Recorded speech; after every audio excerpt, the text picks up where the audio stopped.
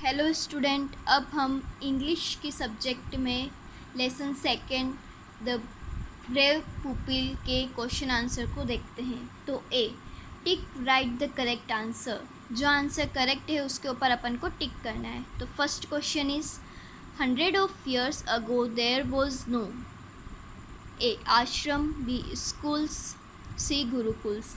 तो first question में यह पूछ रहा है कि 100 वर्ष पहले वहाँ पर क्या नहीं थे। तो अपन ने क्या पढ़ा है, देयर वॉज नो स्कूल, तो अपन स्कूल पर क्या करेंगे, टिक करेंगे।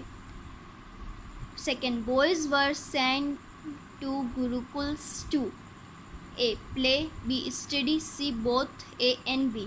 जैसा कि अपन ने लेसन में पढ़ा है, बॉयज़ वर यानी लड़कों को गुरुकुल क्यों भेजा जाता था, पढ़ाई के लिए, स्टडी करने के लिए। तो अपन सेकेंड पे टिक लगाएंगे।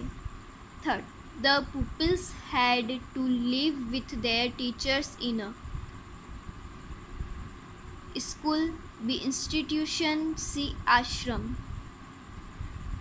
तो इसमें ये पूछ रहा है कि जो पुपिल्स होते हैं उनको अपने टीचर के साथ कहाँ पर रहना पड़ता है, आश्रम में। तो अपन सी पर राइट लगाएंगे। Fourth, the teacher was called sir, Lord, Guru. Teachers को क्या बोला जाता था, सर, लॉर्ड या गुरु। तो टीचर्स को गुरु बोला जाता था। B, filling the blanks with the words given below. ये जो वर्ड्स दे रखे हैं उनको अपन को इन फिलिंग ब्लैंक्स में फिल करना है। First, the boys in the dash used to share all work. तो the boys in the ashram used to share all work, यानी जो बच्चे आश्रम में रहते थे वह अपना सभी कार्य शेयर करते थे। Second, they were also taught dash and the use of Bhoj and arrow. और उनको वहाँ पर क्या, हॉर्स राइडिंग, ये जो सेकेंड है horse riding and the use of बो, यानी तीर कमान चलाना भी सिखाया जाता था। घुड़सवारी और तीर कमान चलाना उनको वहाँ पर सिखाया जाता था।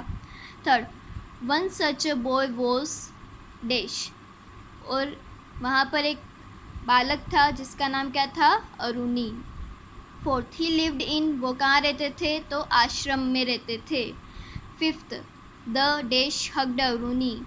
गुरु ने अरुणी को क्या किया था, हग किया था, यानी गले से लगा दिया था। C, write T for true and F for false statement. जो स्टेटमेंट ट्रू है उनके लिए टी लिखना है और जो फॉल्स है उनके लिए एफ लिखना है। तो first, Aruni always obeyed his guru. जैसे कि अपन ने लेसन में पढ़ा है कि अरुणी अपने गुरु की सभी आज्ञा का पालन करता था, तो ये स्टेटमेंट ट्रू है, तो अपन यहाँ पे टी फिल करेंगे। Second, there were fields around the schools, मतलब कि जो स्कूल्स होते थे उनके आसपास खेत होते थे, तो ये स्टेटमेंट रॉन्ग है क्योंकि पुराने ज़माने में 100 ईयर्स अगो कोई भी स्कूल नहीं हुआ करता था।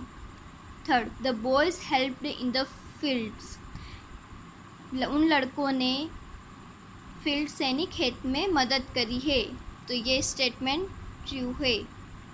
Fourth, they would get water from a near by ocean. वहाँ पर पानी कहाँ से आ रहा था, जो पास में सागर है, तो ये स्टेटमेंट रॉन्ग है क्योंकि अपन को पता है क्योंकि वहाँ पर बहुत भारी वर्षा हुई थी इसलिए वहाँ पर खेत में पानी भर गया था। Fifth, there was no wall between the stream and the field. उनके बीच में कोई भी दीवार नहीं थी उस धारा और फील्ड यानी खेत के बीच में, तो ये स्टेटमेंट भी रॉन्ग है, तो अपन यहाँ पर एफ फिल करेंगे। D, match the following. A, he ran towards. Second, Aruni decided to. Third, he leaned against. Fourth, soon the water. Fifth, the guru ran to. B में Aruni and hugged him. B, stopped flowing in. C, the field. D, stopped the water. E, the creek. He ran towards, वह भागे थे, किसकी ओर भागे थे, He runs towards the field, वह खेतों की ओर भागे थे। अरुणी डिसाइड टू, अरुणी ने क्या डिसाइड करा था, स्टॉप द वाटर, पानी की धारा मतलब पानी को रोकना डिसाइड करा था। ही लीन्ड अगेंस्ट, वह किसके अगेंस्ट लेट गया था, तो द क्रेक यानी जो क्रेक हुआ था उसके अगेंस्ट अरुणी लेट गया था। सून द वाटर, जल्दी ही पानी स्टॉप्ड फॉलोइंग इन यानी बहना बंद हो गया था। The guru ran to Aruni and hugged him, गुरु उनकी तरफ दौड़े और अरुणी और उनको हक किया।